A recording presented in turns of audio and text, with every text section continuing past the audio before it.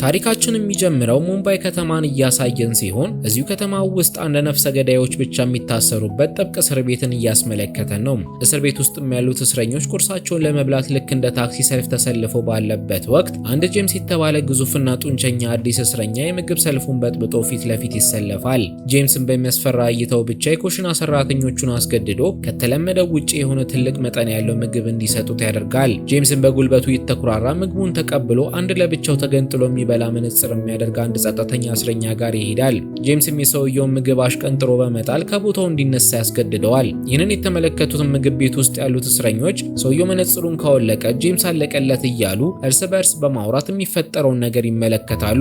ነገር ግን ጸጥተኛው ሰው ምንም ሳይደናገጥና መነጽሩን ሳያወልቅ ቀርቶ ለጄምስ ምንም አይነት መልስ ሳይሰጠው ይቀራል። በሚገርምም ሁኔታ ጄምስ ጸጥተኛው ሰው ባሳየው የተረጋጋ መንፈስና ዝምታ ውስጡ ከባድ የሆነ ፍራቻ ፈጥሮበት ከድርጊቱ እንዲቆጠብ ያደርገዋል። የዚህም ጸጥተኛ ሰው ስም ክሪሽና ሲባል ክሪሽና እስር ቤት ውስጥ የሚፈራ ሰው ሳይሆን ልክ እንደ ሰፈር የእድር ሊቀመንበር የሚከበር ሰው እንደሆነ እንረዳለን። ክሪሽናም ከእስረኞቹም አልፎ ጥበቃዎቹ ሳይቀሩ በታላቅ አክብሮት ነው የሚያናግሩት። ክሪሽናም የሚታወቀው በረብሻ ሳይሆን በደግነቱ ሲሆን እስር ቤት ውስጥ ደካማ እስረኞችን በመርዳትና እስረኞቹን በእኩልነት እንደሚያስተናግድ እንረዳለን። ክሪሽናም ለዚህ ደግነቱ ከማንም እስረኛ ምንም አይነት ውለታ አይጠብቅም። በሚቀጥለውም ቀን አንድ ጥበቃ ወደ ክሪሽና በመምጣት የእስር ቤቱ ኃላፊ እንደሚፈልገው ይነግረዋል። ክሪሽናም ቢሮው ውስጥ ሲገባ ቪክሪ የተባለ ከፍተኛ የፍርድ ቤት ባለስልጣን ክሪሽና በፈጸማቸው 2 ግድያዎች ምክንያት 25 ዓመታት እንደተፈረደበት በማስታወስ አሁን ላይ 22 ዓመታቶቹን እንደጨረሰና ክሪሽና እስር ቤት ውስጥ ባሳየው እጅግ መልካም ስነ ምግባር ምክንያት በጊዜ እንዲፈታ እንደተወሰነ ይነግረዋል። ነገር ግን ክሪሽና በዚህ ዜና መደሰት ሲገባው የተሰጠውን እድል በጥብቅ ይቃወማል። ክሪሽናም በምን እንደሆነ በማይታወቅ ምክንያት እዚሁ እስር ቤት ውስጥ መቆየት እንደሚፈልግና ከእስር ቤት ውጭ ያለውን ህይወትን መኖር እንደማይፈልግ ይናገራል። ሆኖም ግን ቪክሪ ይህ እድል በድጋሚ እንደማያጋጥመው በማስጠንቀቅ አርፎ በነገው ዕለት ከዚህ እስር ቤት መልቀቅ እንዳለበት ጥብቅ ትዕዛዝ ይሰጠዋል። ክሪሽናም ከቢሮው ሲወጣ ወጠምሻው ጄምስ አንድ ምስኪን እስረኛ ሲያስቸግር ተመልክቶት ክሪሽና ያደረገውን መነጽሩን ያውልቃል። ክሪሽናንም ለማያውቀው ሰው ክሪሽና መነጽሩን ካወለቀ ትልቅ አደጋ ሊከሰት እንደሆነ የሚያስጠነቅቅ ሲሆን ክሪሽና በቅጽበት ጄምስን ክፉኛ ይደበድበዋል። ክሪሽናም ይህንን ያደረገው ሆነ ብሎ ሲሆን በተቻለው አቅም እንዳይፈታ የሚያስደርገውን ወንጀልን ፈጽሞ ከዚህ እስር ቤት ላለመውጣት ብሎ እንደሆነ እንረዳለን። ይህንን የክሪሽናን ድርጊትን የተረዳው አቅራቢያው ያለ አንድ ጥበቃም በክሪሽና ከት ብሎ እየሳቀበት ክሪሽና የሚፈራው ነገር ቢኖር ነፃ መውጣትን እንደሆነና ከእስር ቤቱ ሲለቀቅ ውጪ ማንም ስለማይጠብቀው እሱን መራር እውነትን መጋፈጥ ከብዶት እንደሆነ ይናገራል። እስር ቤቱ ውጪ ላይም አንድ ጥበቃ ጅግኒሽ ወደተባለው የክሪሽና ጓደኛ ጋር በመሄድ ዛሬ የተፈጠረውን ክስተትን ይነግረዋል። ጅግኒሽ ምንም ጊዜ ሳያጠፋ ለጥበቃው ጉቦ በመስጠት ክሪሽናን በስልክ እንዲያገናኘው ያደርጋል። ክሪሽናም ስልኩን እንዳነሳ ጅግኒሽ ክሪሽናን በኃይለ ቃል እየተናገረ ክሪሽና አሁንም ከእስር ቤት ላለመውጣት ብሎ ሌላ ግርግርን ከፈጠረ እሱ ራሱ ወንጀል ሰርቶ አብሮት እስር ቤት እንደሚገባ ያስጠነቅቀዋል። በዚህ ጊዜ ከእስር ቤት መውጣቱን ማስቀረት እንደማይችል የተረዳው ክሪሽና ይህንኑ ስልክ በመጠቀም ዱባይ ውስጥ ካለ ማሄሽ የተባለ ኃይለኛ ጋንግስተር ጋር በመደወል ማሄሽን አንድ ውለታ እንዲውልለት ይጠይቀዋል። ክሪሽናም ለማሄሽ በነገው ዕለት ከእስር ቤት እንደሚወጣና እንደ ሀገር ለሰከንዶችም ቢሆን መቆየት ስለማይፈልግ እሱ ወዳለበት ዱባይ ከተማ እንዲወስዱ ይጠይቀዋል። ማሄሽም ከዓመታቶች በፊት ክሪሽና ያደረገለት ትልቅ ውለታ ስለነበረ ማሄሽ የክሪሽናንን ጥያቄ ምንም ሳያንገራግር ተቀብሎት ወደ ዱባይ የሚመጣበትን ትኬትንና ፓስፖርትን እንደሚያዘጋጅለት ይነግረዋል። ጅግኒሽም የእስር ቤቱ በራፍ ላይ እንዳለ አንድ ቫሱዳ የተባለች ሴት ጋር ደውሎ ክሪሽና በነገው ዕለት ከእስር ቤት ሊፈታ እንደሆነ ይነግራታል። ቫሱዳም ይህንን ዜና እንደሰማች ፊቷ በእንባ ተሞልቶ እያለቀሰች በነገው ዕለት ክሪሽና ከእስር ቤቱ እንደተፈታ መልእክት እንዲልክላት ትነግረዋለች። ስልኩም ከመዘጋቱ በፊት ጅግኒሽ ለቫሱዳይ ክሪሽናን መፈታትን ከሱ እንዳልሰማችና ከሱ ጋር አንድም ቀን አውርታ እንደማታውቅ እንድታስመስል ያስጠነቅቃታል። ክሪሽናም የስልክ ጥሪውን እንደጨረሰ ብቻውን የእስር ቤቱ ክፍል ውስጥ ሆኖ በአንዲት ጠባብ መስኮት በኩል አተኩሮ እያየ ሀሳቡ ወደ 22 ዓመታት ወደ ኋላ ይመለሳል። በዛን ጊዜም ክሪሽና በሙሉ ተስፋ የተሞላ ወጣት ልጅ ሲሆን ክሪሽና ሙምባይ ከተማ ውስጥ ከጓደኛው ጅግኒሽ ጋር እንደሚኖር እንረዳለን። ክሪሽናም ከሚኖርበት መኖሪያ ቤት ማዶ ቫሱዳ የምትባል ልጅ የምትኖር ሲሆን ክሪሽና በሁሉም አጋጣሚ እሷን ለማግኘት የተለያዩ ምክንያቶችን ይፈጥር ነበር። ስሜቱንም በግልጽ ሳይናገር ሁሌም ትኩረቷን ለመሳብ እንደሞከረ ነው። የክሪሽና ሙከራ ተሳክቶለት ቫሱዳ ክሪሽናን ማስተዋል ጀምራ ስለ ህይወቱ ማወቅ ጓጉታ ማንነቱን ትጠይቀዋለች። ክሪሽናም ወላጆቹ በልጅነቱ የሞቱበት ሲሆን እናቱ ከማረፏ በፊት ትምህርት ለህይወቱ መሻሻል ትልቅ አስተዋጽኦ እንዳለው አስተምራው ስለነበረ ክሪሽና የእናቱን ምክር ተቀብሎ ትምህርቱን በኮምፒውተር ሳይንስ ጨርሶ ስራ እንደጀመረ ይነግራል። ይነግራታል። ከዛም ቀንም በኋላ ሁለቱ ወጣቶች በፍቅር ክንፍ ብለው ሙሉ ጊዜያቸውን አብሮ ማሳለፍ ይጀምራሉ። ሁልጊዜም አንድ ባህር ዳርቻ ጋር በመሆን ስለ ወደፊት ህይወታቸውና ህይወታቸው ላይ ማሳካት ስለሚፈልጉት ነገሮች ያወራሉ። በዚህም ውይይታቸው መሃል ባሱዳ በተቀረው ህይወቷ ትርጉም ያለው ነገር አድርጋ ማለፍ የምትፈልግ ሲሆን ከምንም በላይ የምትፈልገው ነገር ቢኖር ደግሞ የራሷ ጨርቃጨርቅ ቢዝነስን መክፈትና የታናሽ ወንድሟን ፓይለት የመሆንን ህልም ማሳካትና የቤተሰቦቿን ህይወትን ማሻሻል እንደሆነ ትነግረዋለች። ታሪካችንም የክሪሽናንና የባሱዳን የፍቅር ጊዜያቶችን ካሳየን በኋላ ወደ አሁኑ ጊዜ መልሶን ክሪሽና በዚህ ትውስታ ተውጦ ለብቻው ፈገግ ሲል እንመለከተዋለን። በሌላም በኩል ባሱዳ ካገባችው ባሏ አቢጂት ተገንጥላ ይህንኑ ክሪሽና ሲመለከተው የነበረውን ትዝታን በተመሳሳይ ሁኔታ ስትመለከተው እናያለን። በሚቀጥለውም ቀን ክሪሽና ከእስር ቤት የሚፈታበት ቀን ሲሆን ክሪሽና ከእስር ቤቱ ከመውጣቱ በፊት እንደ ቤተሰብ የሆኑለትን አብረውት የታሰሩትን እስረኞችን ይሳናበታል። አብረውት የታሰሩትን እስረኞች በጣም የሚያከብሩት ሰው በመጨረሻ ነፃነቱን አግኝቶ ሊወጣ በመሆኑ ብዙዎቹ እስከ ማልቀስ ድረስ ያደርሳቸዋል። አንድ በእድሜ ጠና ያሉ እስረኛም ክሪሽናን ለብቻው ገለል አድርገውት ከዚህ በኋላ መነጽሩን በፍጹም እንዳያወልቅና የተቀረውን ህይወቱን የተረጋጋ ሰው ሆኖ እንዲያሳልፍ ይመክሩታል። ክሪሽናም እነሱን ከተሰናበተ በኋላ ልብሶቹን ቀይሮ ወደ ውጪ ሲወጣ ጊዜ ጓደኛው ጂግኒሽ እየጠበቀው ነበር። ጂግኒሽም ክሪሽናን ባየው ጊዜ የዓመታት ናፍቆቱ ወደ ለቅሶ ተቀይሮ ጓደኛውን ጥምጥም ብሎ ያቅፈዋል። ጂግኒሽም ራሱን ካረጋጋ በኋላ ከክሪሽና ጋር ሆኖ ፎቶ ተነስቶ በድብቅ ለባሱዳ ፎቶውን ይልክላታል። ከዛም ጂግኒሽና ክሪሽና አብረው ከዓመታት በፊት ዘወትር የሚመገቡበት ወደ ነበረው አንዲት ትንሽዬ ምግብ ቤት ያመራሉ። ይህም ምግብ ቤት ለክሪሽና ሌላ ትዝታ ቀስቅሶበት በድሮ ጊዜ ክሪሽና ለምግብ ቤቱ ባለቤት የሂሳብ መቆጣጠሪያ ሲስተምን የሰራለትን ቀን ያስታውሳል። በዚህም ስራው የተደሰተው የምግብ ቤቱ ባለቤት ክሪሽና መርቆ አመስግኖት ይሸኘዋል። ክሪሽናም ከምግብ ቤቱ ወጥቶ ሊሄድ ሲል የሞተር ሳይክሉን ቁልፍ እንደረሳ ትዝ ብሎት ወደ ምግብ ቤቱ ሲመለስ ጊዜ ሶስት ጭንብል ያደረጉ ወንበዴዎች ባለቤቱን ለመዝረፍ ሲሞክሩ ይመለከታቸዋል። ክሪሽናም ይህን እንደተመለከተ እጁን እንኳን ማንሳት ሳያስፈልገው መነጽሩን ብቻ አውልቆ ወንበዴዎቹን ሲያስፈራራቸው ጊዜ ወንበዴዎቹ ፈርተው ይሸሻሉ። ክሪሽናም የምግብ ቤቱን ባለቤት ደህንነትን ካረጋገጠ በኋላ ወደ መኖሪያው ሰፈር በመሄድ ፓኪያ የተባለውን ወጣት ይጠራዋል።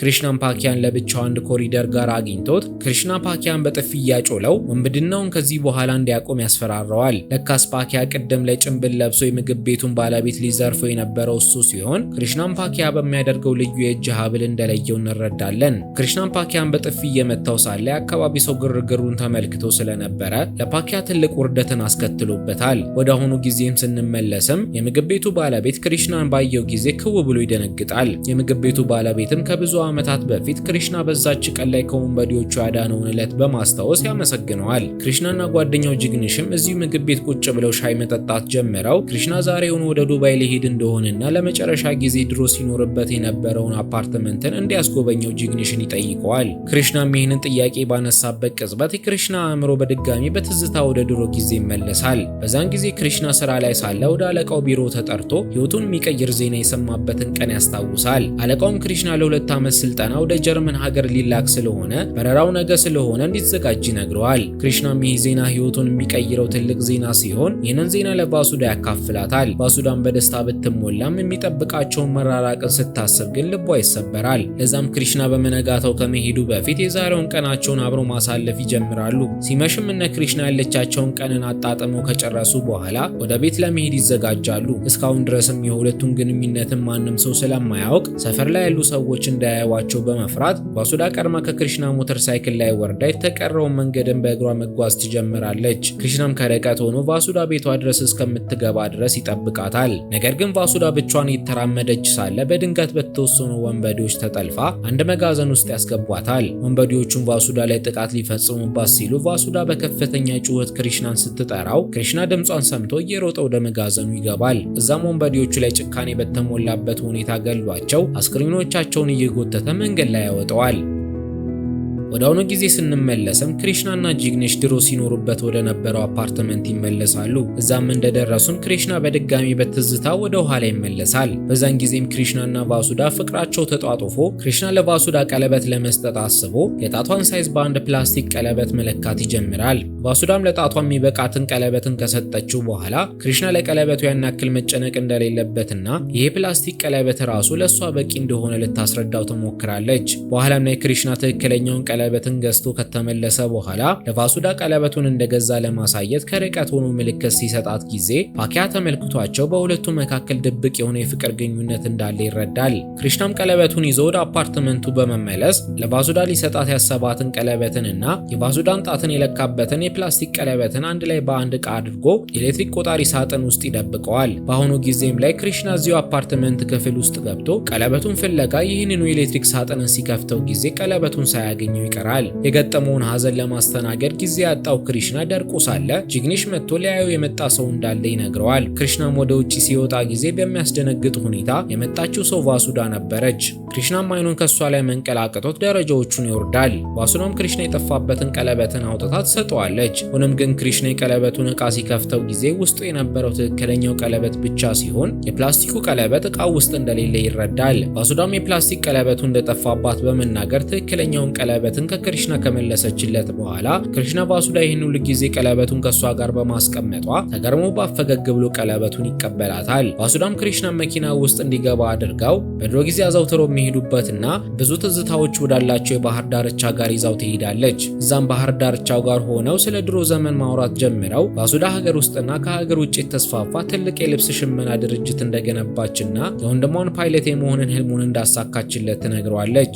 ጭውውታቸውም እየደራ ሲመጣ በድንገት ቫሱዳ ባሏ አቢጂት ይደውልላታል። ቫሱዳ ምንም ሳታመነታ ስልኩን አንስተው ለባሏ አቢጂት ከክሪሽና ጋር እንዳለችና ወደ ቤት ይዛው እንደምትመጣ ትነግረዋለች። ይህንን የሰማውም ክሪሽና የቫሱዳ ቤት መሄዱ ምቾት ስላልሰጠው እምቢ ለማለት ቢሞክርም ቫሱዳ ግን ቤት ቆንጆ የሲዳማ ቡና አለ ብለው ክሪሽና እንዲስማማ በማድረግ ወደ ቤት ይዛው ትሄዳለች። ቤትም እንደደረሱ የቫሱዳ ባል አቢጂት በሁኔታው ደስተኛ እንዳልሆነ ያስታውቅበት ነበር። ክሪሽናም ወደ ቤቱ ሲገባ የታሪካችን መጀመሪያ ላይ ክሪሽናን ከእስር ቤት ፍርዱን ሳይጨርስ እንዲወጣ ያደረገውን ከፍተኛ ባለስልጣንን ቪክሪንን ሳያው በነገሩ ግራ ይጋባል። አቢጂትም ክሪሽናን ለብቻው ሊያዋራ ወደ ውጭ ይዞት ሲወጣ ቫሱዳ ደግሞ ቤት ውስጥ ክሪሽና በአንድ ወቅት የሰጣትን ጠፋብኝ ያለችውን የፕላስቲክ ቀለበትን ከአንድ ቁም ሳጥን ውስጥ ስታወጣው እንመለከታለን። ቫሱዳም ይህንን ቀለበትን እስካሁን ድረስ ይዘው የነበረ ሲሆን ይህን ሁሉ ጊዜ ክሪሽናን እንዳረሳችው እንረዳለን። ጭላይም ክሪሽና ከፍተኛ ባለስልጣኑን ቪክሪንን ቫሱዳ ቤት በማየቱ አንድ ነገር ግልጽ ይሆንለታል። ክሪሽናም አቢጂት ላለው ኔትወርክ ለ5 ዓመት ሙሉ ክሪሽናን ለማስፈታት ሲሞክር እንደነበረ ይረዳል። ክሪሽናም ይህንን እንደተረዳ አቢጂት በምላሹ ምን እንደሚፈልግ ይጠይቀዋል። መልስ ከማግኘቱ በፊት ግን ቫሱዳ ወደ ክፍሉ ስትገባ አቢጂት ወሬውን እንዲቀይር ታደርገዋለች። ሆኖም ግን ከጥቂት ጊዜያቶች በኋላ የቫሱዳ ስልክ በተደጋጋሚ ጊዜ ጠርቶ ስልኳን ስታነሳው በስራዋ ቦታ አስቸኳይ ችግር ስለተፈጠረ ወዲያውኑ መምጣት እንዳለባት ተነግሯት ሁለቱን ለብቻቸው ጥላቸው ትሄዳለች። ብቻቸውን የቀሩትም ክሪሽናና አቢጂት ውይይታቸውን ቀጥለው አቢጂት ላለፉት 5 ዓመታት ክሪሽናን ከእስር ቤት ለማስፈታት በጣም ብዙ ቢለፋም ክሪሽና ግን በእስር ቤት ውስጥ የተለያዩ ግርግሮችን በመፍጠር የአቢጂትን ጥረት ገደል ያስገባው እንደነበረ እንረዳለን። አቢጂትን ቫሱዳን ከማግባቱ በፊት ቫሱዳ ስለ ክሪሽና ሁሉንም ነገር ነግራው የነበረ ሲሆን ከዚህም በተጨማሪ ቫሱዳ ለአቢጂት ክሪሽና በሚፈታበት ቀን ላይ ለአንዴ ለመጨረሻ ጊዜ እሱን እንድታየው ፍቃድ ጠይቃው ነበር። አቢጂትም ሳያቅማማ ተስማምቶ የነበረ ሲሆን ነገር ግን እሱም በምላሹ አንድ ነገር ይጠይቃታል። እሱም በዚያ ምሽት ላይ የተከሰተውን አደጋ ቀጥታ ከክሪሽና አፍ መስማት እንደሚፈልግ እንደነገራት እንረዳለን። ክሪሽናም በዛም ምሽት ላይ የተከሰተውን ነገር ለአቢጂት ማብራራት ጀምሮ በዚያ ምሽት ላይ ቫሱዳ ላይ ጥቃት የሰነዘሩባት ሰዎች ማንም ሳይሆኑ በዚያው አፓርታማ ውስጥ የሚኖሩ ሲሆኑ የሚመሩትም በክሪሽና በአደባባይ በጥፊ ተመቶ በሰዎች ፊት የተዋረደው በፓኪያ አማካኝነት ነበር።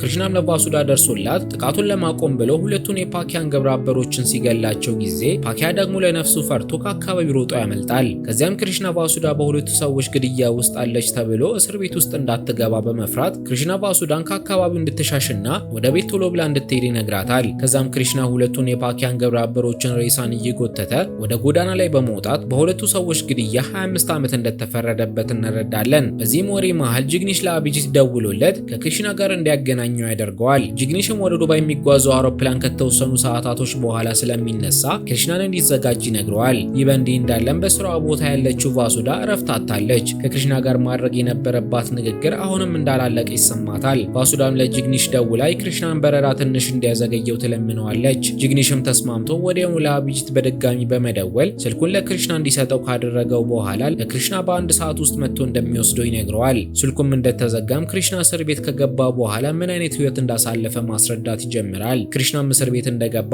ፓኪያ ነጻ ሰው በመሆኑ ምክንያት ባሱዳ ላይ በድጋሚ ጥቃት ሊሰነዝርባት ይችላል የሚል ሐሳብ በአእምሮ የተመላለሰ እረፍት ይነሳዋል። የተወሰኑ ዓመታትም በኋላ አንድ ቀን ላይ ማሄሽ የተባለው እጅግ ኃይለኛና በዓለም አቀፍ ደረጃ የሚፈለግ ጋንግስተር በቁጥጥር ስር ውሎ ክሪሽና ወዳለበት ወደዚሁ ጥብቅ እስር ቤት ይላካል። ማሄሽም ትልቅ የማፊያ መሪ ስለነበረ ብዙ ጠላቶች ስላሉት የማሄሽ ጠላቶች ማሄሽን ለማስገደል ብዛት ያላቸውን ነፍሰ ገዳዮችን አሳስረው እዚሁ የነ ክሪሽና እስር ቤት እንዲታሰሩ ያደርጋሉ። ማሄሽም ጠላቶቹ ሊገሉት እንደሆነ ተረድቶ ህይወቱን እንዲጠብቅለት ክሪሽናን ይቀጥረዋል። ክሪሽና ማሄሽ ከእስር ቤት ሲፈታ ውለታውን በሆነ መልኩ እንደሚመልስለት በመስማማት ማሄሽን ሊጠብቅ ይስማማል። ከትንሽ ጊዜያቶችም በኋላ ብዛት ያላቸው እስረኞች ወደ እስር ቤቱ ይላካሉ። ከነዚህም እስረኞች መካከል የማሄሽ ጠላቶች የላኳቸው ነፍሰ ገዳዮች ያሉበት ሲሆን ከነዚህ ነፍሰ ገዳዮችን መካከል በአጋጣሚ ፓኪያ ነበረበት።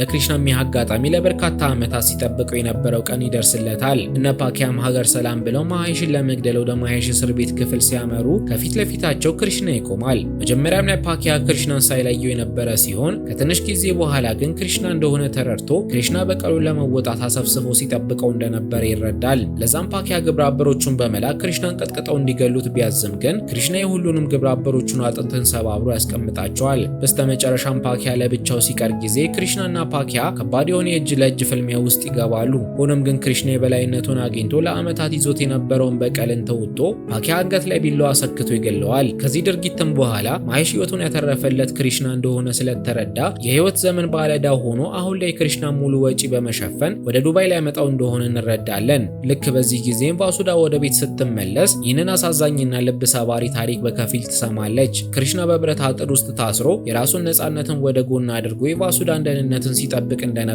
ስታውቅ የልቧ ስብራት ወደማይጠገንበት ደረጃ ይደርሳል። አብጂትም በክሪሽና ማንነት እጅግ ተደንቆ ጥልቅ ምስጋናውን ያቀርብለታል። አብጂትም ክሪሽና ላደረገው ነገር ሁሉ አልፎ ተርፎም እሱ ላለበት ሰላማዊ ትዳር ጭምር የክሪሽና ውለታ እንዳለበት አምኖ ያመሰግነዋል። አብጂትም ልክ እንደ ማሄሽ ያለምንም ቅድመ ሁኔታ እርዳታውን በማቅረብ ክሪሽና በማንኛውም አይነት ምንም አይነት ነገር ቢፈልግ ከጎኑ እንደሚቆም ቃል ይገባለታል። ብዙም ሳይቆይ ጅግኒሽ በድጋሚ ደውሎ ታች መኪና ውስጥ እየጠበቀው እንደሆነና ወርዶ ወደ ዱባይ የሚወስደውን አውሮፕላንን እንዲሳፈር ያስታውሰዋል። ክሪሽናም ከመሄዱ በፊት የአብጂትን እጅ ለመጨበጥ እጁን ሲዘረጋ አብጂት ግን እጁን ሳይጨብጠው ቀርቶ በከፍተኛ ክብርና ወዳጅነት አጥብቆ ያቅፈዋል። ክሪሽናም በሩን አልፎ ወደ ውጪ ከመውጣቱ በፊት ባሱዳ ከክሪሽና ጋር ለጥቂት ደቂቃዎች ለብቻቸው የሚያወሩበት ጊዜ እንዲሰጣት ባሏን ትጠይቀዋለች። አብጂትም በውስጡ ትንሽ የቅናት ስሜት ቢያድርበትም ክሪሽና የራሱን ስሜት ሰውቶ ትዳራቸውን ላለመረበሽ ሲል ወዲያውኑ ህንድን ለቆ ለመውጣት መወሰኑን ስላከበረ ጥያቄዋን በጸጋ ይቀበላል። ባሱዳም ከክሪሽና ጋር ትንሽ ካወራች በኋላ በረንዳ ላይ ቆመ ወደሚጠብቃት አብጂት ትመለሳለች። አብጂትም ክሪሽና የነገረው ታሪክ ልክ እሷ ከዓመታት በፊት እንደነገረችው አይነት ተመሳሳይ ታሪክ ቢሆንም ግን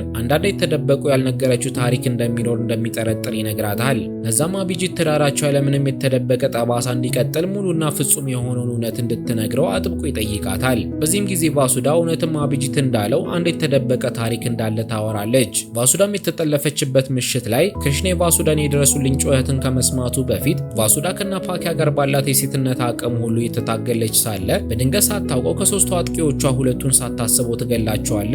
ሶስተኛውና ዋናው ፓኪያም የተፈጠረውን ሲያይ በከፍተኛ ድንጋጤ ሸሽቶ እያመለጠ ሳለ በክሪሽና በኩል ሲያልፍ ጊዜ ክሪሽና የፓኪያን ድንጋጤን ተመልክቶ የሆነ ነገር ተከስቷል ብሎ በመፍራት ወደ ባሱዳ አፓርትመንት ይሮጣል። ክሪሽናም ባሱዳን ጥቃት ሊደርስባት የነበረው መጋዘን ውስጥ በከፍተኛ ድንጋጤ ተክዛ አጠገቦቿ ሁለት አስክሪኖችን ያያል። በዚህም ጊዜ ክሪሽናም ከባድ የሆነ ድንጋጤ ውስጥ ቢገባም ግን አስክሪኖቹን ሰዎች ከማየታቸው በፊት አንድ ነገር ማድረግ እንዳለበት አምኖ የሁለቱንም ህይወት ለዘላለም የሚቀይር እጅግ ከባድ ውሳኔ ይወስናል። ክሪሽናም ባሱዳ ብዙ ተስፋና የምታስተዳድራቸው ቤተሰቦች ስላሏት እሷ እስር ቤት ብትገባ የነሱም ህይወት አንድ ላይ እንዲበላሽ ስለማይፈልግ የእሷን ህይወትን ከራሱ ህይወት በማስበለጥ ከመጋዘኑ ሮጣ እንድታመልጥ ይወተውታታል። ባሱዳም ይህንን ሀሳብ ለመቀበል ብታመነታም ክሪሽና ግን ብዙ የሚያሳምኗትን ነገሮችን በመናገር ከመጋዘኑ ሮጣ እንድታመልጥ ያደርጋታል። ከዛም ክሪሽና የተገደሉትን ሰዎችን በመጎተት ወደ መንገድ በማውጣት ግድያው እሱ እንደፈጸመው አድርጎ በማቀነባበር ክሪሽና በፖሊሶች ተይዞ የ25 ዓመታት እስራት ይፈረድበታል። ፍርዱንም ከመጀመሩ በፊትም ባሱዳ እስር ቤት ሄዳ በምትጎበኘው ጊዜ ክሪሽና ባሱዳን ከተማውን ለቃ እንድትወጣና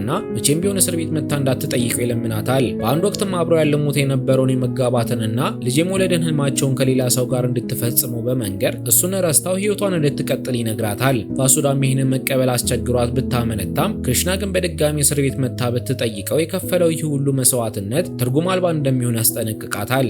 ቫሱዳም እስካሁን ድረስ ተደብቆ የነበረውን ይህንን እውነትን ለባሏ ለአቢጂት አጋርታው ትጨርሳለች። ቅድም ቫሱዳ ክሪሽናን እየሸኘችው ሳለ ክሪሽና ምንም ነገር ቢፈጠር ዳግም ወደ ህንድ እንደማይመለስ የነገራት ሲሆን ትዳሯንና ደስታዋን እንደሚያከብር እናም ህይወቷ እንዲወሳሰብ ምክንያት መሆን እንደማይፈልግ ያስረዳታል። ቫሱዳም የክሪሽናን ብሩህ ህይወትን በማጥፋቷና በተዘዋዋሪ ከገዛ ሀገሩ እንዲሰደድ ምክንያት በመሆኗ የጥፋተኝነት ስሜት እየተሰማች እያለቀሰች ይቅርታ ጠይቃው አጥብቃ ታቅፈዋለች። ክሪሽናን ባሏ በረንዳ ላይ ሆኖ የተመለከታቸው እንደሆነ ስለሚያውቅና ትዳሯን መጠበቅ ስለፈለገ እቅፏን ቀስ ብሎ በመግፋት ያርቃታል። የክሪሽና ፊትም ላይ ፍጹም ሰላማዊና የተረጋጋ ስሜት ይታይ ነበር። ነገር ግን በውስጡ የበርካታ ዓመታትን ከባድ ህመምና ስብራትን እንደተሸከመ እንረዳለን። ይህንን አስገራሚ መስዋዕትነትን የሰማው አቢጂት ከቅናት ወይም ከስጋት ይልቅ አቢጂት አሁን የሚሰማው እጅግ ጥልቅ የሆነ አክብሮት ብቻ ነበር። ይህ በእንዲህ እንዳለም ክሪሽና ጓደኛው ጂግኒሽ ወደ አየር መንገድ እየሸኘው መኪና ውስጥ በከባድ ዝምታ ተውጦ ተቀምጧል። ክሪሽና ፊት ላይም ምንም አይነት ቁጣ ወይንም ምንም አይነት እንባ የለም። ክሪሽና ፊት ላይ ያለው ነገር ቢኖር ማንም ሰው ሊሸከሙ ከሚችለው በላይ አሰቃቂ ህይወትን ያሳለፈ አንድ ሰው የሚያንጸባርቀው ከባድ የዝምታ ድባብ እንደሆነ እየተመለከተን ታሪካችን ያልቃል።